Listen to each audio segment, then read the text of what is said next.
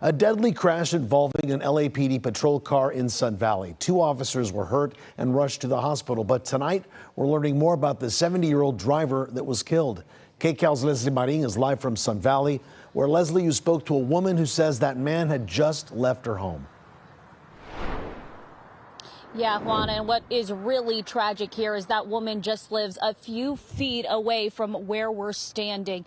We know this driver had just passed the stop sign across the street here when that crash occurred. You can see all the glass still across the roadway. And take a look, some people have started a small memorial for him. Es como una familia. Fighting tears, Carmen Ortega stands feet away from the mangled car her family friend Jose had just left her home in. In Spanish, she tells us she saw when he arrived to her home Monday afternoon, but didn't speak to him. Ortega says he was there to pick up an extra cake and pastries she had just bought, a weekly tradition for the 2 families. But Ortega says she normally drops it off. She tells us she feels so sorry for what happened. Jose is her daughter's godfather and a family friend of more than 40 years, but had no idea the crash occurred until hours later. A neighbor shared this security camera video with us where you don't see the crash, but you can hear it. They were responding to a completely unrelated radio call. It was for a domestic violence restraining order. LAPD confirmed the 2 North Hollywood officers had their lights and sirens on at the time of the crash that happened around 2 in the afternoon Monday on Satakoy Street and Cleon Avenue. They were eastbound on Satakoy, approaching Cleon, when a vehicle made a left turn from Cleon onto Satakoy.